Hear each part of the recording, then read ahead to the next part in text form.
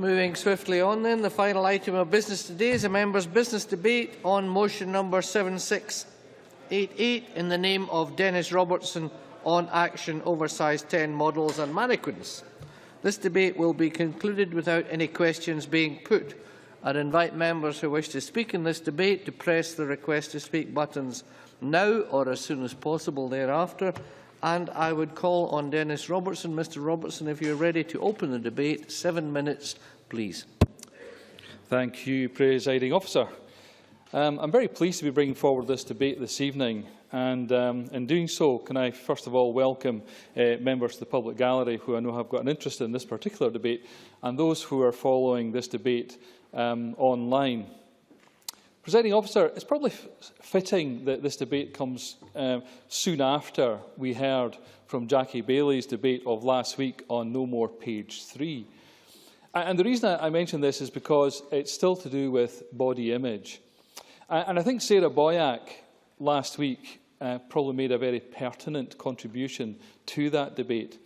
And when she was mentioning about body image and the impact that it has on even our youngest members, and I think Sarah Boyack was mentioning clothes that were fashioned for 3-year-olds at the time. Presiding Officer, mannequins in our high street shops do not reflect people in our streets. They do not reflect the reality of the shape and size of people in our society. Mannequins are there to extenuate probably the fashion that is draped over them. Quite often these mannequins are size 10 or below. They've quite often got extenuated limbs. And it tends to be perhaps on the slightly tall size for the mannequins in question. Now, I welcome the steps taken by Debenhams.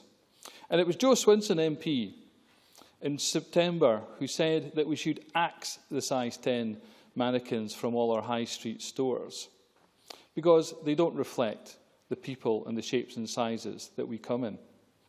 But Debenhams have taken it seriously. Debenhams have decided to portray mannequins up to the size of 16. So they still have the 10, 12, 14 up to 16, but they're also reflecting people of an older age group. They're also reflecting people with disabilities and people from ethnic minority backgrounds. Now, this is to be welcomed, but it's only in their Debenhams store in Oxford Street in London. If Debenhams are really wanting to make the impact that I hope they do, they need to roll this out into all their stores within the UK. And the retail industry themselves need to look at what Debenhams are doing and why they are doing it.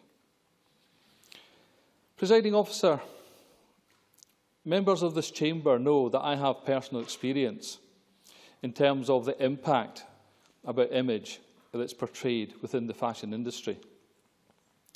And it was only today that I learnt that the Edinburgh College of Art, now part of Edinburgh University, have actually taken a stance against the so-called sort of zero size, thin, skinny, whatever the term may be, in terms of portraying fashion.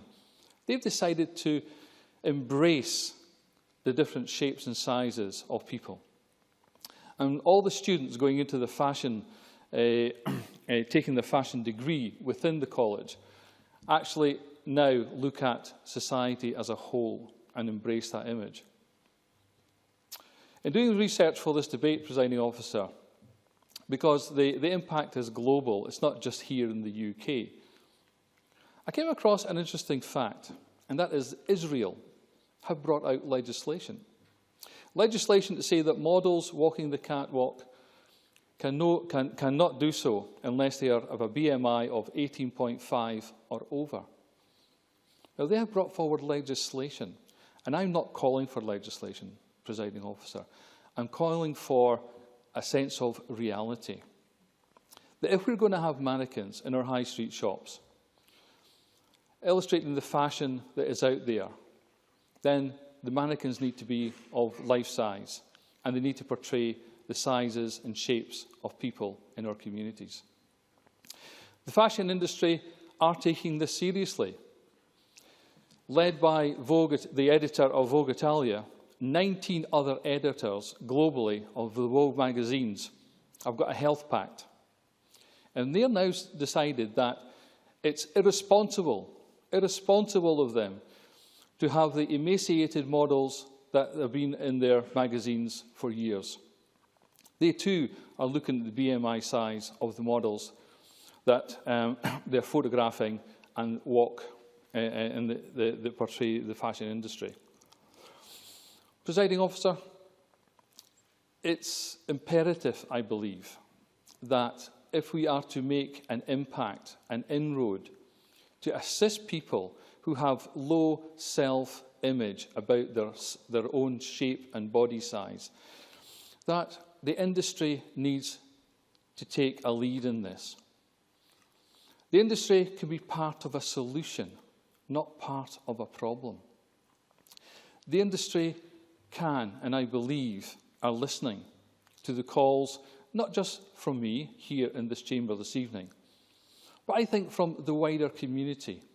No longer are people satisfied to see this glorified image that is within the high street shop windows, that doesn't bear any resemblance at all to the shape and size of people. Presiding Officer, in conclusion, people who have eating disorders, it's not caused by the mannequins, it's not caused by seeing the fashion within the magazines, but it exacerbates a condition for people who are predisposed or who have an eating disorder. And it hinders, it puts barriers, obstacles up for those people who are going through the pathway of recovery, Presiding Officer. I urge the industry, the retail industry, to get real and show us the images that reflect people and reflect the shapes and sizes of the community we live in. Thank you. Thank you. I now call on Jackie Bailey to be followed by Christine Graham. 4 minutes or thereby, please. Thank you very much, Presiding Officer, and let me start by congratulating Dennis-Robertson for securing debating time for this issue and also for the power of his contribution this evening. We know that hundreds of people seek assistance from the NHS for eating disorders every year, and we also know they are predominantly, but not exclusively, women. That said, though, we don't actually know how many people are suffering in silence without any support. Now, it's not the case that having a size 10 model or mannequin is the sole reason for an eating disorder, and Dennis said that so well, but it does have an impact and play into a gender stereotype of the so-called perfect woman. The dimensions of the perfect woman bear indeed very little resemblance to reality, and I will return to that later. But you know, there is an impact. The Royal College of Psychiatrists published a report on eating disorders and media influence in 2010. They found that images of the perfect, airbrushed, preteen body type as something attainable, and the marginalisation of eating disorders is actually the norm in the media. There was clear evidence of the propagation of unobtainable body ideals. Size 10 mannequins and models are the fashion industry's expression of that. But it has to be said that, mannequins weren't always that skinny. They've been losing weight over the years. Let's not forget the mannequins of the 50s and the 60s that all portrayed a female form that was far more curvy than they are today, such as that of Marilyn Monroe. Nowadays, though, even supermodels are considered to be insufficiently skinny. And when you look at what happened to Christy Turlington, a supermodel, the mannequin based on her body size was actually slimmed down, which frankly is entirely ridiculous given how slim she already is.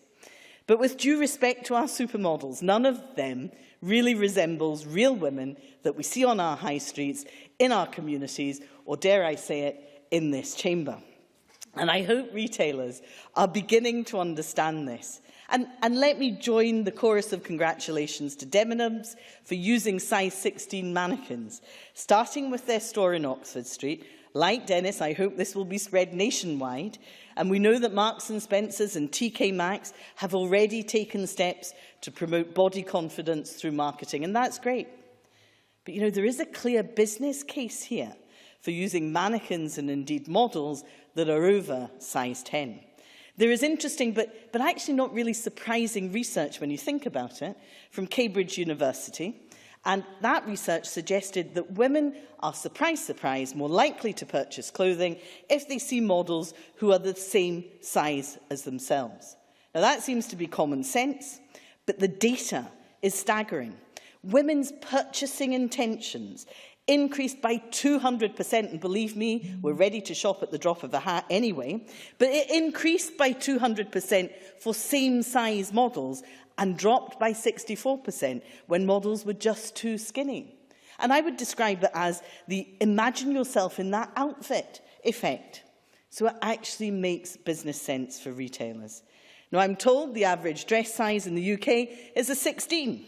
But many mannequins are actually a size 6, not just a size 10, and I don't even begin to understand, presiding officer, what a size 0 is all about. But let me finish by saying just a little about the Barbie doll, because I thought this was fascinating.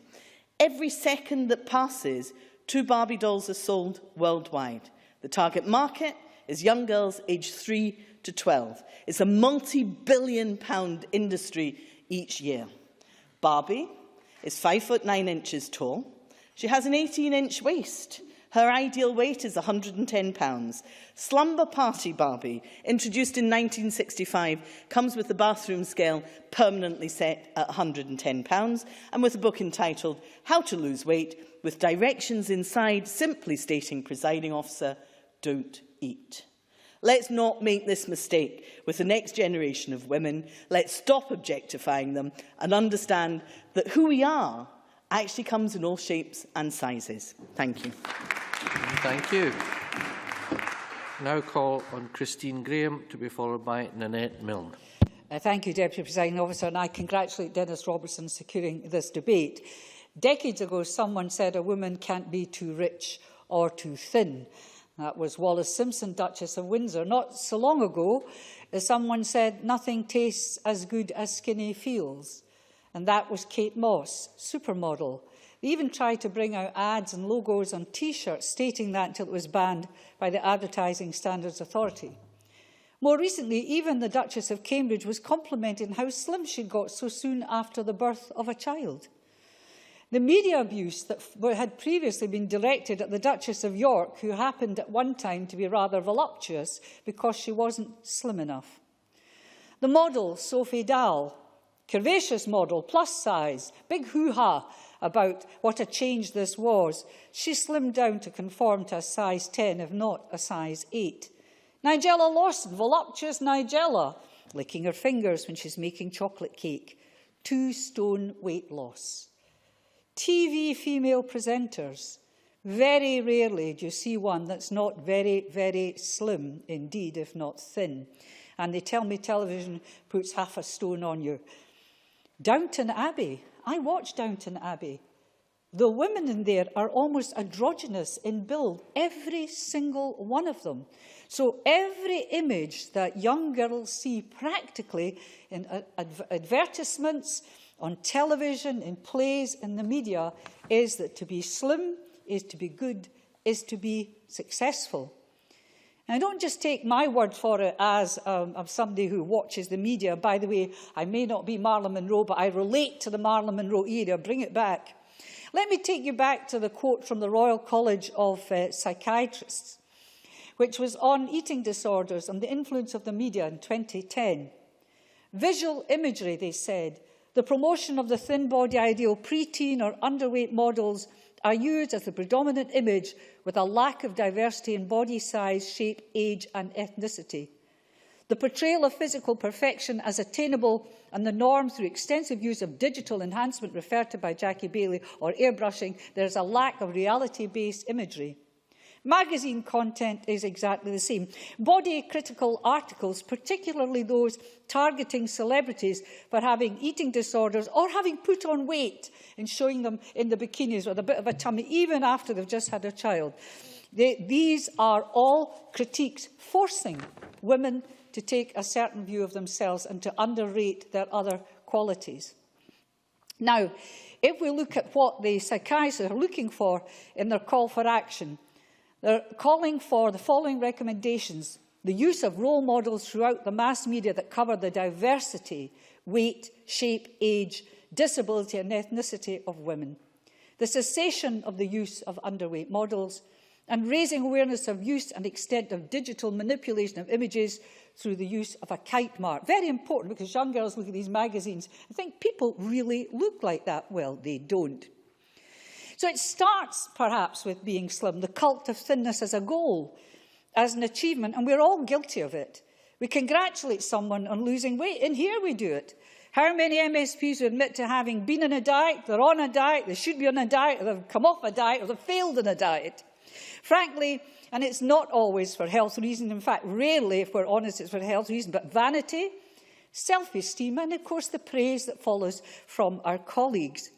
But taken to extremes, as Dennis-Robertson so rightly says, it has disastrous consequences. It exacerbates a predilection, an emotional and mental predilection to take it even further than the rest of us. So I commend him indeed for bringing this, and I commend Debenhams for the size 16 mannequins. But why they stopped at size 16, I don't know. There's lots of women out there more than a size 16.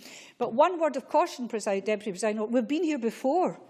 We've been here before with the shops. We've been here before with models. So let's just watch there's not a relapse in that promise, and it's just for the time being, and then we're back, rather like Sophie Dahl, to going back on that diet. Many thanks. I now call on Nanette Milne to be followed by Mark MacDonald. Thank you, Deputy Presiding Officer. And can I too thank Dennis-Robertson for tabling the motion we're discussing this evening. The background to this debate is well known, and we all know Dennis's personal reasons for taking such a keen interest in this subject. Eating disorders such as anorexia nervosa are often exacerbated by the presence in culture, on the television and in the printed media of fashion models who are incredibly tall and thin. Sadly, many young girls feel the need to aspire to this level of so-called beauty and go to extreme lengths to look like Kate Moss or indeed the current top supermodel Cara Delevingne. Body confidence is a very challenging aspect of modern living, which has to be taken seriously, and I pay tribute to the Government at Westminster for its campaign to raise awareness of the issue. Launched 3 years ago, its primary theme is to tackle the causes of negative body image and to give people the tools to challenge the images which they see that can contribute to low personal self-esteem. The progress report published in May this year is a very constructive document, and if members haven't read it, I would encourage them to do so. As a starting point, it contains some startling statistics, such as 1/4 of children aged 10 to 15 are unhappy about their appearance, and 50% of women feel under pressure to look good at all times. The Government has been working on it in a number of areas to address these issues through an advisory group drawn from across industry and the third sector to promote positive and diverse representations of appearance in the media. The Government has also been working with All Walks Beyond the Catwalk, a fantastic campaign group which challenges the fashion industry's dependence on one body ideal. The constructive work between this group and the Edinburgh College of Art has led to the Diversity Network, which promotes positive attitudes to body diversity within fashion education and aims to inspire the next generation of graduates and designers to create fashion for a wider range of body shapes and sizes. The current concept in the fashion world that tall and slim equals beautiful certainly needs to be challenged, and I'm glad this is now beginning to happen. Because just as we are all individuals with the right to respect and a choice in how we live our lives, so too we are all different in size, shape, character and colour. And nobody should be portraying us as requiring to fit into certain measurements if we're to be considered attractive. Indeed, if we look at how size and shape has changed through history, it's evident that tall and thin was not always regarded as beautiful. Successive generations do tend to be bigger than their predecessors. For example, I'm much taller and broader than my mother was, age for age, whereas I'm already shorter than my 13-year-old grandson. But I don't think the fashion world has really acknowledged this change, and it continues to design clothes which look good on tall, thin people, but not on those who are smaller or more curvaceous. Indeed, personally, I find it increasingly difficult to shop in the high street because much fashion suits only those who are young, slim and trendy, whereas in the real world we have an increasing population of older people who are still active and want to look smartly and attractively dressed. So I live in hope that by using models and mannequins which are representative of modern-day society, accepting nonetheless that there are too many people in the Western world who are significantly overweight, we might get a fashion world which caters for all shapes and sizes of people, allowing them to feel comfortable in their own skin and less likely to copy the images we currently see on the catwalks of high fashion. The recent press coverage regarding Debenhams mannequins has contributed considerably to the debate, and I note this is not the only outlet which is moving away from what could be described as the body-perfect mannequin. M&S and TK Maxx have also followed suit, and even from a purely commercial point of view, recent evidence has found that women are more likely to purchase clothing if they see it on a shop model the same size as themselves. I'm pleased too to see that Debenhams has also used models in its advertising, which reflect the reality of society. These include women over 40, an amputee and a size 18 model. There is, however, still scope for mannequins to be more representative of what the human form actually looks like, and I look forward to that happening. Once again, I thank Dennis-Robertson for bringing this serious issue to us this evening. Many thanks. I now call on Mark MacDonald to be followed by Malcolm Chisholm. Thank you, Presiding Officer, and can I congratulate my friend and colleague Dennis-Robertson on securing this debate and bringing this important issue to the Chamber. Dennis has been an extremely strong campaigner on this issue and related topics since he entered Parliament, and I think it's fantastic that he is again bringing this to us in the Chamber. It was quite interesting listening to the comments around media perception, because in the process of doing a bit of research ahead of the debate, I did a bit of Googling and ended up on the Daily Mail website, looking at an article in the Daily Mail which was talking about trying not to make size 16 models out to be something different from the norm. What was unfortunate was that the sidebar of that article contained links to articles talking about, wow, look at Helena Christensen's fantastic bikini body, look at Kim Kardashian and the weight she's lost since she had her baby. So essentially completely and utterly nullifying the message of the article. And I think that's an important point to bear in mind, is that the media has an important role to play in terms of its enforcement of stereotype around body image. I want to look a little bit at issues affecting men in relation to mannequins, body size and body perception, because the charity Beat have argued that male eating disorders in the fashion industry are increasing due to a shift in emphasis from muscular men to slender and skinny men in terms of those who are involved in the fashion industry. And they say they've been seeing a rise in the number of men with eating disorders, and they're trying to draw attention to this. And I was interested by Jackie Bailey's remarks around the evolution of the mannequin, because looking at the company Rootstein, who have attracted some controversy lately with their new mannequin model Homme Nouveau, which sports a 35-inch chest and a 27-inch waist. In 1967, their mannequin, the classic mannequin, had a 42-inch chest and a 33-inch waist. In 1983, the mannequin was a 41-inch chest and a 31-inch waist. That was referred to as the Muscle Man. And in 1994, the mannequin that was referred to as the Swimmer had a 38-inch chest and a 28-inch waist, and now they've gone to a 35-inch chest and a 27-inch waist. And it's very depressing that these companies don't see the impact that these changes have on society. I mean, from my own perspective, when I started to put on weight towards the end of my teens, I stopped wearing jeans because I had the perception in my head that jeans were what skinny people wear, and that they wouldn't suit somebody who had put on a lot of weight. So there is that perception out there. And it was interesting as well listening to Jackie Bailey's point about Barbie, because the same is true of male action figures and the body perception that is passed across through the dimensions of male action figures as well. The Evolving Ideals of Male Body Image as Seen Through Action Toys was an article done by professors at Harvard Medical School, McLean Hospital and the University of Massachusetts in Boston. And they reviewed physiques of male action toys, G.I. Joe, Star Wars, Han Solo and Luke Skywalker. And they found that the figures had become more muscular over time, and with many of the contemporary figures far exceeding the muscularity of even the largest human bodybuilders. So there is a point there around how these toys can lead to perception. Now, Beat themselves make the point that the images and the mannequins alone are not what causes eating disorder, but they reinforce perception, they reinforce stereotype, and they reinforce the negative perception that an individual has of their own body image if they do not see that body image being reflected in the mainstream media or in the supermarkets that they shop in. So that is what I think is important about tackling this. Is it's not saying that by having size 16 mannequins you will stop people from developing an eating disorder. It's not as simple a logic as that.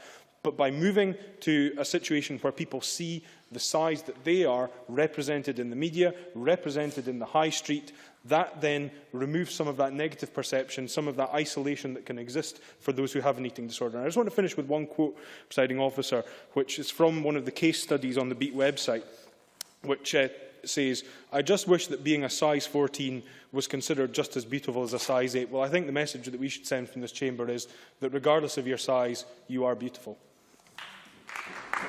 Many thanks. Many thanks. Now call on Malcolm Chisholm, after which we'll move to the closing speech from the Minister.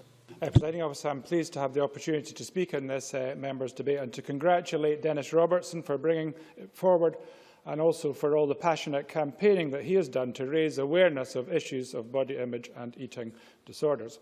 It's encouraging to see the unvarying use of size 10 mannequins start being challenged by some of our larger department stores, particularly flagship stores in high-profile city centres. This will hopefully set a precedent that others will follow. I don't think that there's anything wrong with size 10 mannequins in the presence of other sizes, but size 10 to 16 are all considered healthy for different body types. The issue is that mannequins are not representative of that fact. Various studies have examined the link between low self-esteem, eating disorders and the reinforcement of an unrealistic physical ideal through media and advertising. The Journal of Social and Clinical Psychology carries a range of articles, but one entitled "Does Size Matter? The Impact of Model Size on Women's Body-Focused Anxiety and Advertising Effectiveness" is particularly pertinent to the motion today. Emma Halliwell and Helga Dittmar of the University of Sussex write that, and I quote, "An increasing number of studies shows that exposure to thin, ideal bodies in the media has negative effects on young women's body images, at least in the short term." The findings of their research were significant. In a study analysing the content of the 3 different types of advertisements, they measured how effective campaigns were in promoting products and also examined the psychological impact on body anxiety. They concluded that, as they expected, and I quote again, exposure to thin models resulted in greater body-focused anxiety among women who internalised the thin ideal than exposure to average-size models or no models. Yet, advertisements were equally effective regardless of the model size. If this is indeed the case, then there is a cause to push for adoption of models who will challenge the industry's perception of what sells. There has been a long-term trend towards very thin living models and mannequins, but this results in culturally embedded preconceptions of attractiveness that act against the reality of most people. The unrelenting use of thin models serves a broader agenda that feeds a multi-million-pound industry, and it is the psychological well-being of thousands of people, old and young alike, that is detrimentally impacted if the education and reinforcement of positive alternatives is not there. The UK Government held a body image summit in June of 2000 to discuss the need for policies regarding such media images, and the Medical Association concluded, and I quote again, that media play a significant role in the etiology of eating disorders. Therefore, I feel it is essential to reach people at an early stage in school and ensure that all young people have support in establishing their own positive sense of self and of being healthy in body and in mind. The majority of eating disorders evolve in the teens and early 20s, but increasingly negative self-image is becoming apparent in children, not teenagers. We simply cannot dismiss what is a deeply ingrained and damaging psychological disorder as being a teenage fad or some form of attention-seeking behaviour. Debenhams has set a precedent in placing size 16 models beside the standard size 10. It has also recently agreed to discontinue the use of airbrushed images and has urged others in the industry to follow suit. You have only to dip into news coverage of this issue to see that this move has been accepted with immense positive reactions across the board, from industry commentators to activists and the broader public. The ethical imperative that the emerging research and figures places on retail groups means that the argument for the status quo is rapidly becoming unsustainable. Profit margins cannot take precedent over the mental health of future generations, and all in the advertising industry must recognise that both they and the customer stand to benefit from this change. They will continue to sell in the same amounts. They will continue to be able to use attractive people to promote their products. But those models will reflect the beautiful diversity of the citizens of this country, who, rather than feeling like uncomfortable visitors in stores, will see their own image reflected back in the clothes that they desire. What an empowering step towards finally accepting the bodies we have and celebrating differences rather than an abstract and culturally embedded physical ideal. I congratulate Dennis-Robertson and commend his remarkable strength of character in continuing to fight for such a worthy issue. Many thanks. I now call on the Cabinet Secretary. Alec Neil, 7 minutes. Thank you very much indeed, Presiding Officer. Can I also join in the chorus of congratulations to Dennis-Robertson for raising this issue, and also for the tremendous contribution that Dennis has made in his short time in this chamber to bringing to our attention some of these important issues. And I have to say, every single speech tonight has been absolutely excellent, and it shows the chamber in its best light. It's a pity some of these members' debates couldn't be repeated during the day, when people might see the Parliament sometimes in a better light. Presiding Officer, this is clearly a complex and contentious issue, and what is clear is that everyone should be playing their part to tackle unhelpful and unrealistic ideals which can lead to unhealthy lifestyles. Recognition of that is obviously the lead taken by Debenhams in introducing mannequins. It's been referred to by nearly every speaker, and I hope that Debenhams will roll that out, as Dennis-Robertson has suggested, across the country, and indeed others in the industry will repeat their example. I want to quote fairly extensively from an organisation called BEAT, which has been set up to beat eating disorders. And these quotations are very relevant to the general issue today that we're speaking about in terms of the relationship between eating disorders and marketing and image in the modern world. BEAT states that body image is a topic that continually seems to attract attention. A report published by the All-Party Parliamentary Group on Body Image revealed that over half the UK public suffer from negative body image, which can lead to health and relationship problems, low self-esteem, and hinder participation at school and progression at work.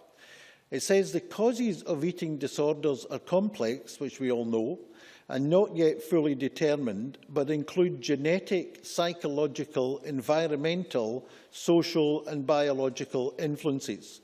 Poor body image and low self-esteem are key factors in the development of eating disorders, and social and cultural pressures are strong in this area. And clearly, the image presented by modern advertising through mannequins, press adverts, TV adverts, all play a part in that. It goes on to say a preoccupation with weight and shape is one of the key features of current popular culture, and these cultural ideals are not solely relevant to women. Boys and men also feel these pressures, but for them they relate to the need to be muscular, toned and athletic. An interesting study, of course. Christine Graham. In the list of influences, you haven't mentioned the commercial advantage to all of the dieting fads and medicines and pills are out there. I mean, it's in the interests of these companies to keep this, as it were, on the boil, so that people will in fact continue to purchase and fail, because that's a lot of money to be made from it. So I think perhaps the Minister should also mention them. I will reiterate exactly what Christine Graham said. Can I also draw attention to, and BEAT draws attention to, a study carried out in Fiji about the influence of the media on body image. And this was looking at before and after the wide exposure to television. The study found that key indicators of disordered eating were significantly more prevalent following exposure. Narrative data revealed participants' interest in weight loss was a means of modelling themselves on television characters. The study was carried out by Professor Anne Becker about 7 or 8 years ago, called Eating Behaviours and Attitudes Following Prolonged Exposure to Television Amongst Ethnic Fijian Adolescent Girls, and was published in the British Journal of Psychiatry a few years ago. Another study by Dr. Arik Sigmund in The Biologist in October 2010 showed that there is a strong link between eating disorders and visual media. Repeated exposure to images of thin women alters brain function and increases the propensity to develop eating disorders.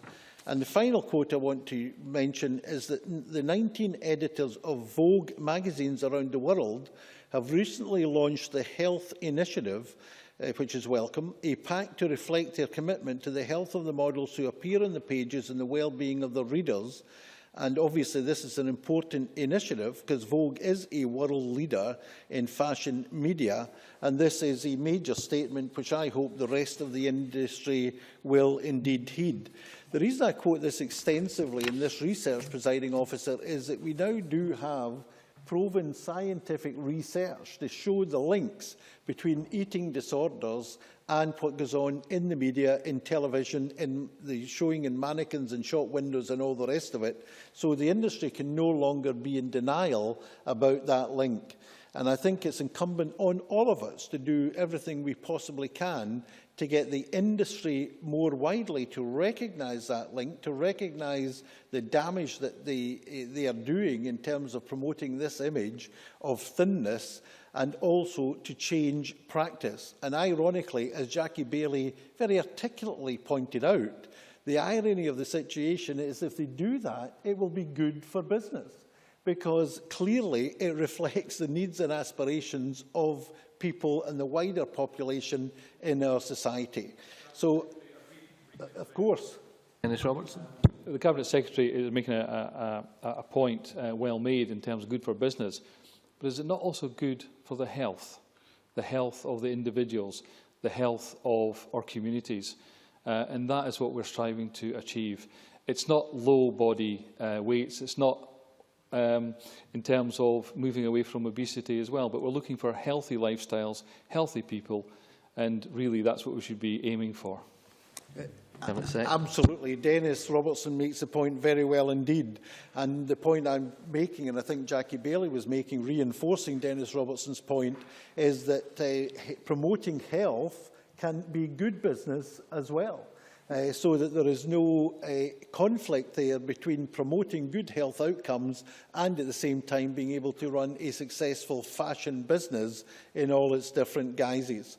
Presiding Officer, I think Dennis-Robertson has brought this to our attention in a way that has not been done so before, and I believe that by highlighting the example of mannequins, he has served this cause very well indeed, and I think the Parliament hopefully has responded accordingly, and I think we should all commit ourselves to doing whatever we can to change the situation for the health of young women in particular in our society, and to hopefully see much less damage done to their health in future, particularly through eating disorders. As Dennis-Robertson said, these mannequins, or indeed TV exposure of itself, is not the cause, but it exacerbates the situation for those young people in particular who are predisposed to trying to look like what they perceive to be the proper image of a modern young lady.